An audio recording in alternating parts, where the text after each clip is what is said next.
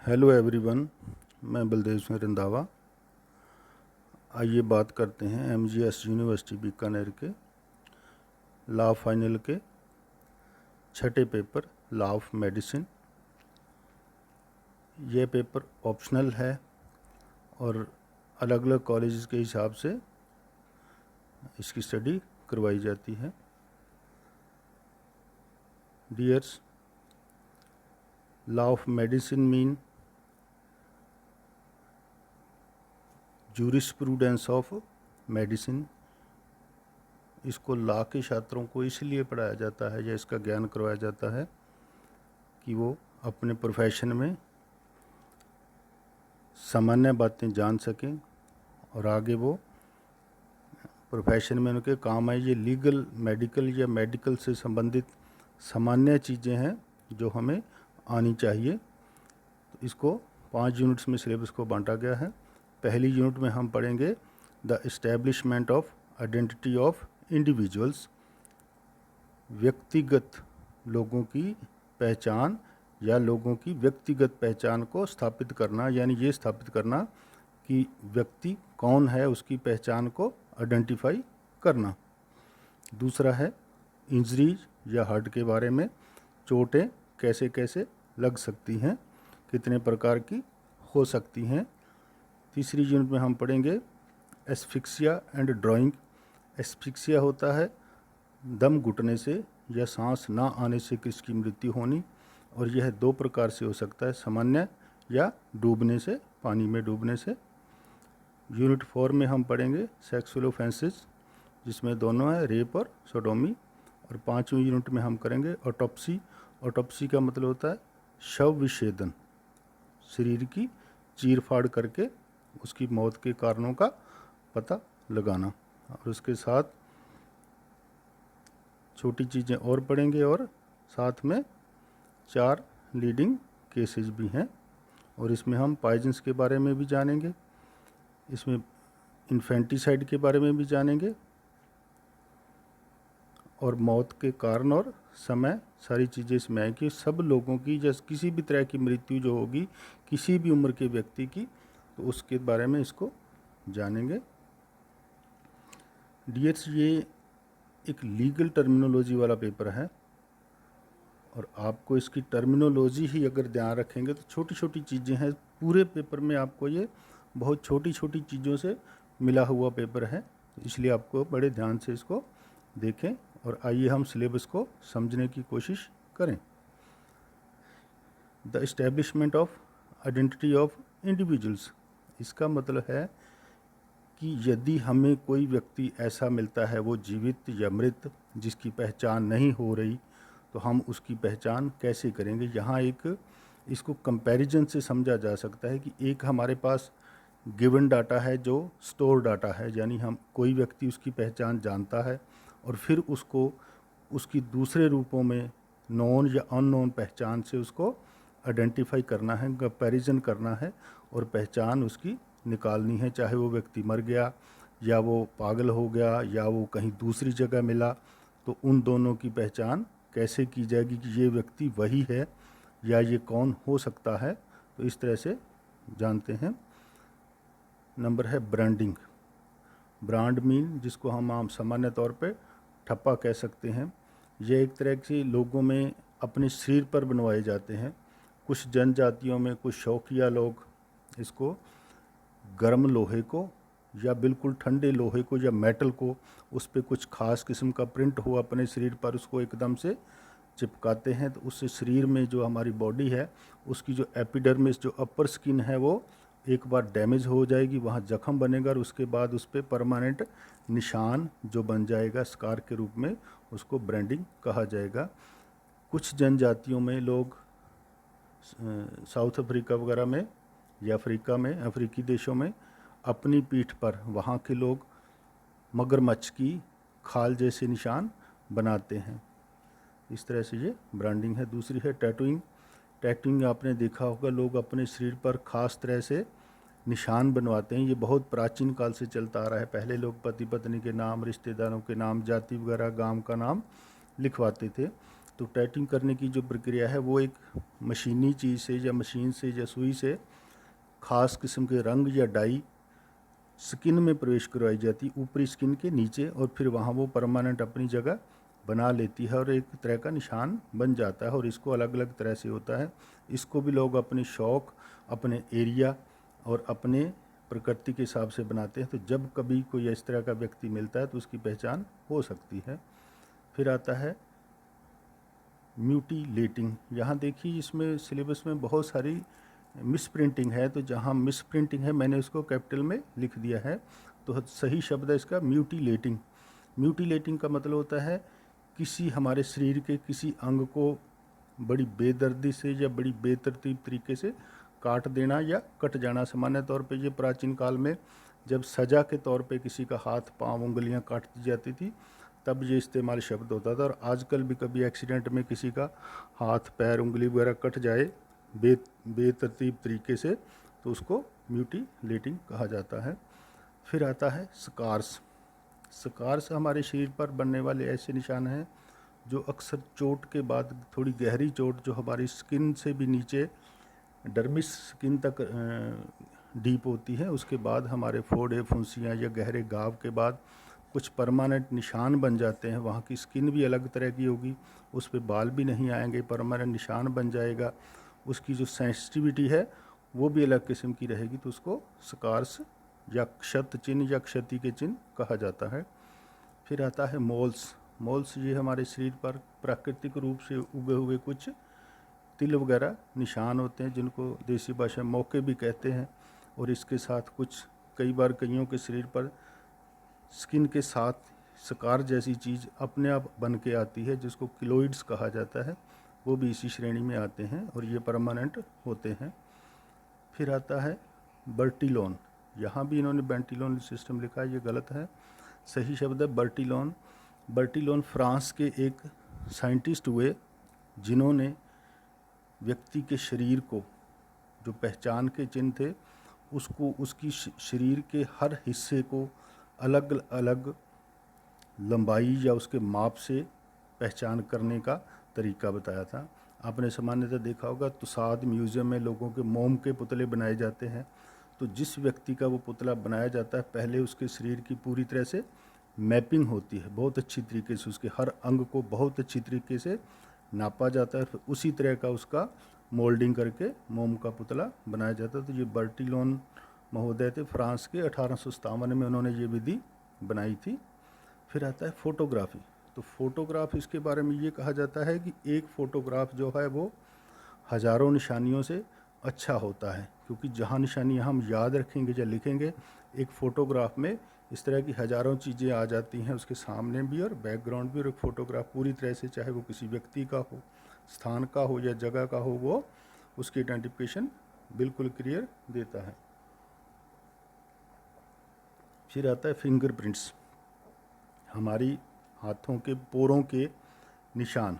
जब हम पोर को, हमारे हाथों की जो टिप्स है उसको किसी चीज़ पे टच करते हैं, किसी सरफेस पे, तो हमारे हाथों के निशान वहाँ छप जाते हैं। और इसके बारे में कहा जाता है कि इसका फ्रीक्वेंसी यानी इतनी भिन्नता है कि अरबों की आबादी में ये संभावना है कि किसी एक व्यक्ति के दूसरे के साथ मिल जाएं। इसलिए इसको एक बहुत ही अच्छा ऑथेंटिक साधन माना जाता है। आजकल हमारा जो आधार कार्ड है वो एक तरह से सिस्टम जो है UID, वो इस पे पूरी तरह से आधारित है। तो फिंगरप्रिंट्स में आप इसको थोड़ा डिटेल में आप देखेंगे। फिंगरप्रिंट्स जब हम लगाते हैं तो एक तरह का प्रिंट बनता है। जो प्रिंट बनता है वो असल में उभरी हुई चीज़ों का बनता है, जिसको रिजिज कहा जाता है। जैसे टायर के निशान, हमारे जूतों के निशान मिट्टी पर बनते हैं, तो जो चीज़ प्रिंट देती है, जिस चीज़ का वास्तव में प्रिंट आता है, उसको रिज कहते हैं, जिसको खांच कहते हैं या उभरी हुई चीज़ कहते हैं, एलिवेटेड हिस्सा कहते हैं। और जो उन उभरी हुई दीवारों के जो बीच में हिस्सा होगा उसको ग्रूव या खांच कहा जाएगा। जो ग्रूव होगा, गहराई होगी, उसको रिज और ग्रूव। और इसका हमारी उंगलियों के पोरों पर स्पेशल पैटर्न होता है जो आर्क शेप में, जिसको धनुष के आकार का कह सकते हैं, गोला है, लूप होल का, लूप जैसा बोल, जैसे जैसे वॉशिंग मशीन में पानी घूमता है, व्हर्लपूल, तो वर्ल जैसा भी या भंवर जैसा गूम भी हो सकता है। यदि आर्क शेप है टेंट जैसा तो टेंट जैसा हो सकता है, लीनियर हो सकता है। तो इस तरह से इसकी जो शेप बनती है हर व्यक्ति की उसकी अलग अलग बनती है। तो यही इसका फार्मूला है। और इसको देखने का एक आप जो बुक में और देखेंगे उसको इसको देखा जाता है कि इसकी साइड कौन सी है, अल्नार या रेडियल। तो इसको समझने के लिए सीधा सा सिंपल फार्मूला है, हमारे हाथ की जो बाजू की हड्डी है, जो हाथ से बिल्कुल अंगूठे के नीचे है, 2 हड्डियां हैं, आप इसको घुमा के देखें तो हमारी बाजू घूमती है, लेकिन पशुओं की नहीं घूमती, क्योंकि यहाँ 2 हड्डियां हैं जो नीचे से कोहनी से तो जुड़ी हुई हैं लेकिन ऊपर से दोनों फ्री हैं आपस में, इसीलिए हमारा बाजू घूमता है। तो यहाँ 2 हड्डियाँ हैं जिसको रेडियो और अल्ना कहा जाता है। तो जो अंगूठे के नीचे वाली है वो अल्ना हड्डी है, जो अंगूठे के नीचे होगी दोनों हाथों की वो दोनों ही अल्ना कहलाएंगी। और उस लिए उस साइड का जो घुमाव मानेंगे आप प्रिंट में उसको अल्नार मूवमेंट कहा जाएगा, और दूसरी को रेडियल। ये आप उसमें ख़ास तौर पे ध्यान रखें जब आप प्रिंट को उसको फिंगरप्रिंट को बनाने की या लूप को देखने की कोशिश करेंगे। अंगूठे के नीचे वाला अल्नार और दूसरा रेडियल। फिर आता है, यही इसके कैरेक्टरिस्टिक। फिर आता है पोरोस्कोपी। असल में ये पोरोस्कोपी गलत लिखा है, पोरोस्कोपी। अब जो हमारे इसी रिजिज के नीचे ग्रूव्स हैं, इन्हीं ग्रूव्स के अंदर बहुत छोटे छोटे छिद्र होते हैं जिनको पोर्स कहा जाता है। अक्सर हमारे हाथ में जब हमने हाथ कहीं रखा तो हाथों में पसीना आता है, तो पसीना कहाँ से निकलता है? ये उन्हीं छोटे छोटे पोर्स से, हमारी उंगलियों के इन्हीं फिंगर्स के अंदर के रिजेस के अंदर से छोटे छोटे पोर्स होते हैं, उनसे पसीना निकलता है। और वो पोर्स जो हैं वो भी ख़ास सिमेट्री में लगे होते हैं, ख़ास सिमेट्री में लगे होते हैं, और उनसे भी आइडेंटिटी प्रूव की जा सकती है, और उस स्टडी को कहा जाता है पोरोस्कोपी। तो इसका मतलब है, इस यूनिट का मतलब ये है कि एक व्यक्ति की पहचान कहीं स्टोर थी, चाहे वो हमारे पास डाटा के रूप में या पुलिस रिकॉर्ड में या कहीं भी सरकारी रिकॉर्ड में दर्ज थी, और दूसरा वो व्यक्ति जब कभी मिला तो क्वेश्चन ये आता है कि क्या ये वो व्यक्ति है कि नहीं। तो एक डाटा जो हमारे पास सुरक्षित है उसको रिजर्व डाटा कहेंगे, और जो क्वेश्चन डाटा है कि जो जो पहचान स्थापित करनी है, चाहे वो जिंदा है या मृत है या पागल है, उन दोनों का डाटा वहाँ की दिए हुए का पुराना और इस नए वाले का आपस में कंपैरिजन करने के बाद इन्हीं चीज़ों में से उसकी पहचान करने की कोशिश की जाएगी, और ये बताया जाने की कोशिश करेगी कि ये जो व्यक्ति है ये वही व्यक्ति है या नहीं है। चलिए यूनिट सेकंड में चलते हैं। यहाँ आता है इंजरीज यानी चोट होना। तो यहाँ है डेफिनेशन लॉ, 2 तरह की है। तो आईपीसी की सेक्शन 319 में जो चोट की या इंजरी की जो डेफिनेशन है वो वही है 319 में जो ग्रीवियस और सिंपल है, और फिर 320 में जो ग्रीवियस की दे रखी है वो 7 वहाँ दे रखी हैं, उसके हेडिंग्स हैं कि किन किन तरह की चोटों को ग्रीवियस इंजरी कहा जाएगा, और उसी की आपने स्टडी करनी है, और दोनों को आपने कंपैरिजन करना है कि दोनों में डिफ़र क्या है। ये चोट जब उसमें आईपीसी की लिखी जो चोट है, उन तरीक़ों की चोट जब किसी व्यक्ति के लगेगी और डॉक्टर उसकी रिपोर्ट करके बताएगा कि ये चोट गंभीर है या सिंपल है, तब उस चीज़ को यहाँ मेडिको लीगल पर्पज़ के लिए इस्तेमाल किया जाएगा। यानी डेफिनेशन वो है, टाइप और बाकी चीज़ सामने है। फिर आता है इंजरीज का क्लासिफिकेशन। वो टाइप हैं दोनों, सिंपल या सीरियस। फिर आता है क्लासिफिकेशन, कैसे कैसे हो सकता है। तो सामान्य चोटें जो लगती हैं वो है एब्रेजन जिसको कहा जाता है, वो होती है रगड़। अक्सर हम कहीं सड़क पर कहीं चलते हुए दीवार से टकरा जाएं, कहीं चोट लग जाए, छोटी चोट लगे जिसमें थोड़ी सी ऊपर वाली जो हमारी स्किन है जिसको हम डर्मिस कहते हैं या एपिडर्मिस कहते हैं, वो रगड़ जाती है और उसमें हमारी स्किन थोड़ी थोड़ी ऊपर से छिल जाती है और खून थोड़ा थोड़ा सा रिसता है। वो छोटी लंबी किसी भी तरीके की हो सकती है, चाहे सड़क पर गिरें या उसको ठोस चीज़ से लगें या ब्लंट के साथ हमारी टक्कर हो ज़ोर से, तो इस तरह की चोट जो लगती है उसको कहा जाता है एब्रेजन या रगड़। फिर आता है कंट्यूजन या ब्रूज, दोनों का एक ही नाम है। कंट्यूजन का मतलब जिसको हम नील या नीलगू कहते हैं।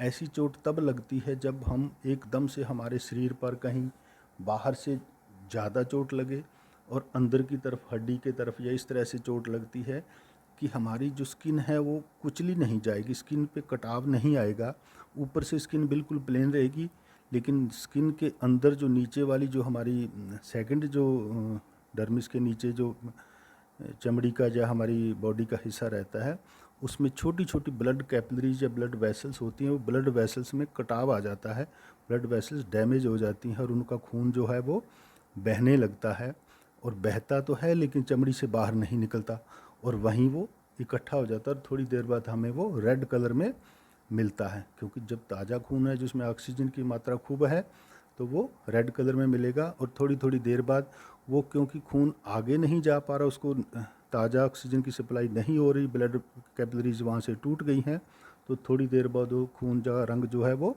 नीला हो जाएगा और हमें वो नीलिप के रूप में दिखता है, इसलिए हम उसको नील या नीलगू कहते हैं।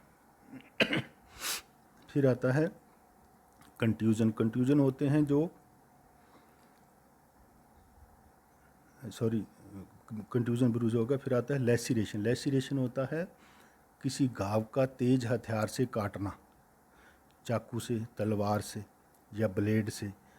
तो इस तरह से जब काटा जाएगा तो उसको लेसिरेशन कहा जाएगा। यहाँ एक चीज़ आपसे ये पूछी जाती है कि सेल्फ मेड लेसिरेशन क्या है। अक्सर लोग दूसरे को फंसाने के लिए या कुछ और कारणों से, बच्चे लोग या दूसरे, वो अपने शरीर पर घाव खुद करते हैं और कहते हैं कि मुझे दूसरे ने किया। तो उसकी जो पहचान के तरीके होते हैं वो सामान्यतः वो उसको उसके बनावट का और किस तरफ से दबाव है। यदि दूसरा मारेगा तो सामने से मारेगा, और दोनों तरफ जो कटिंग का जो दोनों किनारे हैं वो लगभग बराबर हो सकते हैं और नहीं भी। लेकिन जब हम खुद चोट मारते हैं तो पहले तो हमें डर लगता है, हम प्रैक्टिस करते हैं तो धीरे धीरे इस तरह प्रैक्टिस से 2 या 3 निशान बन जाते हैं, तो वो स्पष्ट निशान दिखते हैं। फिर होता है कि जब हम शुरू में जोर लगाते हैं तो पहले या तो हम शुरुआत में ज़्यादा जोर लगा के बाद में कम होते हैं, तो घाव का जो निशान है वो एक तरफ से बड़ा हुआ और एक तरफ से कम मिलता है, और इसलिए वो पहचान कर लेता है डॉक्टर या पहचान वाला पुलिस वाला ये लेसिरेशन इसमें है, और इस चीज़ का आपको भी ध्यान रखना। फिर है स्टैब। स्टैब एक तरह का किसी तीखी चीज़ से, जैसे सुआ, सुई या नोकदार चीज़ से जब एकदम हमारी स्किन में या बॉडी में उस चीज़ को घुसा दिया जाए ज़ोर से, तो उसको स्टैब कहा जाएगा। वो अक्सर तीखी चीज़ से लगता है। फिर आता है cardinal fractures. Cardinal means main, chief, मुख्य, fractures of different types of injuries. अब ये इसमें 5-6 तरीके के बताए गए हैं। अक्सर ये हड्डियों के टूटने के बनते हैं। हड्डियाँ कहाँ से, सीरियस टाइप से जो हमारी खोपड़ी की है, टांगों की है, उनके कटाव के ही तरीकों को कार्डिनल फ्रैक्चर्स कहा जाता है। यहाँ शब्द आया फ्रैक्चर यानी टूटना, तो टूट सिर्फ हड्डियों में हो सकती है। तो हड्डी कहाँ से, नीस जोड़ से टूटी, जॉइंट से टूटी, वो सीधी टूटी या तिरछी टूटी, या उसमें मल्टीपल फ्रैक्चर आए, तो इन सब को उनकी कुछ 3-4 किस्में हैं जो आप देखेंगे, और इसका मतलब है कार्डिनल फ्रैक्चर्स। फिर आता है एज ऑफ इंजरीज। तो सामान्यतः जो एज ऑफ इंजरीज है वो बाकियों पे तो इतना ज़्यादा नहीं होता। अगर ज़्यादा गंभीर चोट है तो अंदर हड्डी के टूटने की और उसके बाद एक्सरे की रिपोर्ट से उस पर कैल्सिफिकेशन होना शुरू होता है, दोबारा उसका जुड़ना। तो उस जुड़ाव में कितना फ़र्क आया उस चीज़ से निकलता है। और जो सामान्य चोट एब्रेजन हमारे शरीर पर लगती है, रगड़, उसका जो तरीका है वो सिंपल डॉक्टर बता देते हैं कि जैसे शुरुआत में चोट लगी तो एकदम से ताज़ा खून है तो रेड कलर का होगा खून, फिर वो 1 से 1.5 दिन में उसका कलर जो है वो थोड़ा थोड़ा ब्राउन में आ जाएगा, फिर ब्राउन से होते हुए वो हल्का नीला और नीले से ग्रीन में। असल में वो केमिकल चेंजेज होते हैं जो हीमोग्लोबिन जब रेड कलर की है और उसमें ऑक्सीजन की कमी और दूसरी चलती जाते हैं, तो वो एक केमिकल चेंज होते हैं तो उसका रंग बदल जाता है, और रंग बदलने को ही वो अपनी एज के आधार पे बताते हैं। और लगभग ये सामान्य जो रगड़ की चोट है 15 दिन में ख़त्म हो जाती है। फिर आता है बर्न्स। बर्न्स को कहते हैं जलने के निशान। तो जलने के निशान भी आग से भी हो सकता है, पानी से भी हो सकता है, एसिड से भी हो सकता है, और बेस जिसको क्षार कहा जाता है, कास्टिक सोडा वगैरह, उससे भी हो सकते हैं। फिर आता है स्कार्स। स्कार्स कहा जाता है इंजरी के बाद, जब इंजरी ठीक हो जाएगी, गंभीर थोड़ी सी एब्रेजन को छोड़कर बाकी प्रकार की जो चोटें हैं वो अक्सर अपने निशान छोड़ जाती हैं, परमानेंट शरीर पे निशान उनके बन जाते हैं, जिनको स्कार्स कहा जाता है। फिर आता है क्लासिफिकेशन ऑफ बर्न्स, जलने के निशान। तो जलन के निशान दूसरी स्कार से थोड़े अलग रहेंगे, क्योंकि यहाँ उसकी जो स्किन है वो जल जाती है आग से, और उसमें एक तरह से सेंसिटिविटी अलग तरह की पैदा होती है। जलन के निशान आपने देखा होगा, जिन लोगों के शरीर जले हैं, वो एक लक्ष्मी वाला मशहूर केस है, उस बेचारी का चेहरा एसिड से जला था या आग से जलता है, तो वहाँ जो स्किन है वो परमानेंटली एक तरह से ऊपर वाली स्किन बहुत बेकार हो जाती है और उनमें सेंसिटिविटी भी नहीं रहती, उस पर हेयर्स भी, बाल भी दोबारा नहीं आते, और उस चीज़ में जो इलास्टिसिटी होती है, खिंचाव होता है, कुदरती चीज़ें हैं, वो चीज़ें भी उस जलन में फिर नहीं रहती।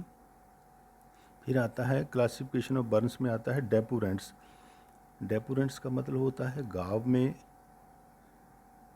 पुए, जिसको पीक कहते हैं, पड़ जाना। पीक असल में होता क्या है कि जब हमारे शरीर में ब्लड के अंदर होती है WBC, जिसको हमारे शरीर की फ़ौज या आर्मी कहा जाता है, जो हमें बीमारियों से बचाती है, और बाहर से जो बैक्टीरिया आते हैं, जो WBC उनसे साथ WBC हमारे शरीर की फ़ौज है, दोनों की लड़ाई में जो मटेरियल बनता है उसको पीक या पुए या पस कहा जाता है। और डेपुरेंट्स वो बैक्टीरिया की लड़ाई प्लस उसमें WBC की लाशें वगैरह और सीरम वगैरह हो सब मिला के पस बनता है। और बर्न के बाद, तुरंत बाद जो बर्न सबसे ज़्यादा होता है कि वहाँ उसमें ब्लड में से जो प्लाज्मा है वो अलग होने लगता है, जिसको पतला सा पानी आपने देखा होगा अक्सर जले हुए शरीर से, तो वहाँ उसको डेपुरेंट्स कहा जाता है, जलन का घाव, उसको जलन का घाव कहा जाता है। फिर आता है causes of death after Burns, जलने के बाद मौत के कारण क्या होते हैं। तो जलन कई तरह की हो सकती है जो शरीर को बहुत ज़्यादा घाव पहुंचाती है। जलने के बाद अक्सर क्या होता है कि पहले 48 के घंटे तक लगभग शरीर में उस चीज़ का, जलन का कोई ज़्यादा असर नहीं पता चलता, लेकिन शौक लगता है जलन कितनी हुई है शरीर में।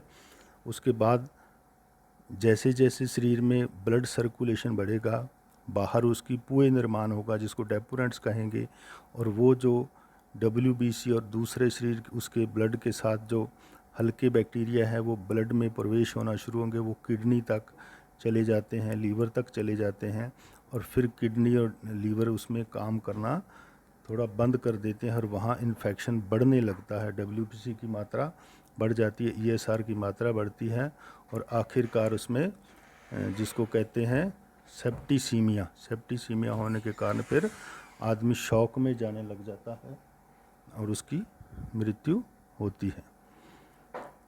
सिंपल एंड ग्रीवियस बर्न, तो ये इसका है कि बर्न कितनी और कहाँ हुई।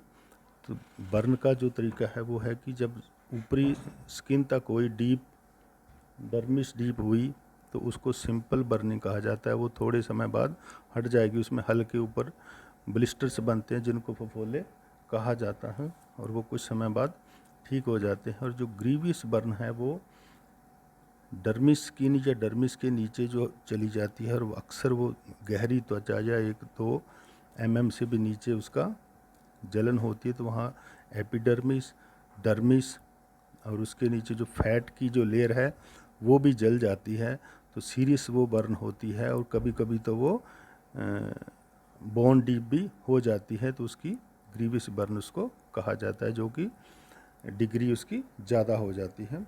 फिर आता है area of the body surface in Burns and it's relationship.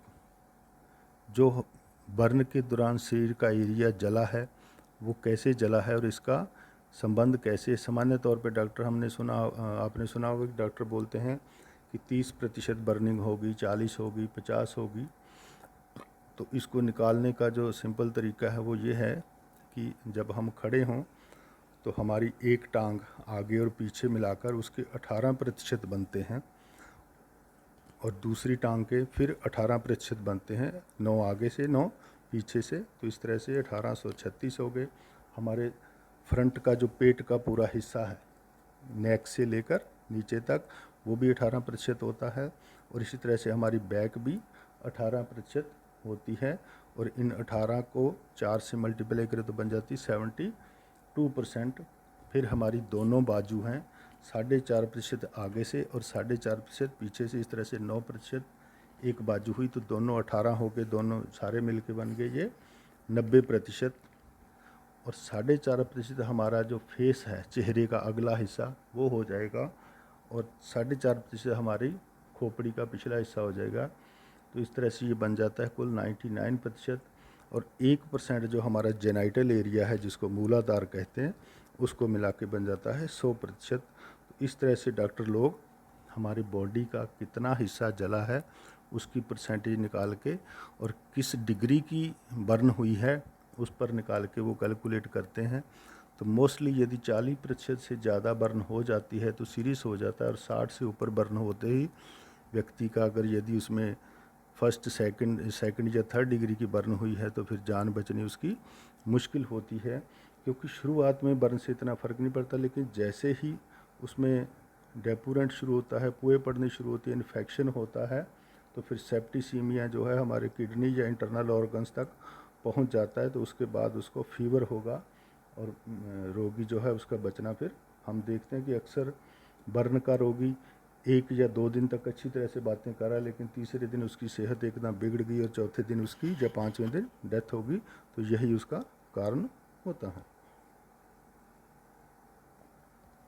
फिर आता है antemortem and postmortem Burns. Anti का मतलब होता है पहले, मॉर्टम का होता है मृत्यु, यानी मृत्यु के पहले, एंड पोस्टमॉर्टम बर्न्स, मृत्यु के बाद के बर्न्स। अब यदि यहाँ ये होता है कि लीगल एस्पेक्ट्स इसका ये है कि किसी व्यक्ति को मारने के बाद जलाया गया या उसकी जिंदा जलकर मृत्यु। अक्सर ये होता है कि दुर्घटना के मामलों ये होता है कि किसी ने उसको, वो कहेगा कि उसने आत्महत्या की या अचानक आग लगने से जल गया, जबकि वास्तव में उसको पहले किसी तरह से मारा गया होता है और फिर आग लगाई होती है। तो डॉक्टर को ये देखना होगा कि ये दोनों चीज़ें कैसे हुई। तो एंटीमॉर्टम होता है कि जब उसकी मृत्यु हुई तब वो, जब उसकी आग लगी वो जिंदा था, यानी उसके बर्न जो हुए वो तब जिंदा था। तो उसका कारण ये होगा, उसको इस तरह से पहचानते हैं कि जब सामान्य तौर पे आग लगेगी तो धुआं होगा, किसी तरह का केमिकल होगा, तो इनहेलिंग होगी। जब सांस लेगा तो सांस के साथ फेफड़ों में, नाक के अंदर जो ट्रेकिया कहते हैं वहाँ उसका धुआं जाएगा, बर्न के निशान भी मिलेंगे और फेफड़ों तक भी मिलेंगे। जिंदा व्यक्ति कई बार सांस लेता है तो उस केमिकल की जो हिस्सा है वो लंग्स से होते हुए ब्लड में भी जाएगा और ब्लड सैंपलिंग से भी वो पता चलेगा। और दूसरा होता है बॉडी, जब जिंदा व्यक्ति की हमारी बॉडी पे आग लगती है तो उसको कहते हैं वाइटल रिएक्शन, जिंदा होने की रिएक्शन। तो हमारा जो शरीर का हिस्सा जब जलेगा तो उस पे जो ब्लिस्टर आएंगे, उस पे फफोले पड़ जाते हैं थोड़ी देर बाद। और दूसरा है कि जब स्किन में जब ब्लड जलता है तो उसके वहाँ उसका प्लाज्मा और ब्लड का जो दूसरा एक कोगुलेशन होता है, और वो दोनों चीज़ें अलग अलग होती हैं। उसमें जलन, उसकी वाइट स्किन जो नीचे से आ जाती है वो जिंदा में ही आएगी, और जिंदा होने पर यदि चमड़ी जलेगी तो वो दूर दूर फैलेगी, और वो होते हैं उसके एंटीमॉर्टम करैक्टर्स। और लेकिन यदि मरने के बाद उसको आग लगी या जब आग लगी और वो मर चुका था तो ना तो उसके शरीर में, ट्रेकिया में, ब्लड में, फेफड़ों में उसके कोई साइंस मिलेंगे उसके अंदर धुआं जाने के, कालिख जाने के या कुछ और जाने के, ना ब्लड में ट्रेसेज मिलेंगे। और जो स्किन होगी उस पर ब्लिस्टर्स या फफोले भी नहीं मिलेंगी, और जो स्किन होगी उसमें वाइटल कोई भी साइन नहीं होंगे। और क्लियर जो पता चल जाता है डॉक्टर लोगों को, सामान्य जो पहचान वाला है कि इस व्यक्ति की जब आग लगी ये व्यक्ति तब जिंदा नहीं था। इस तरह से इसकी पहचान की जाती है।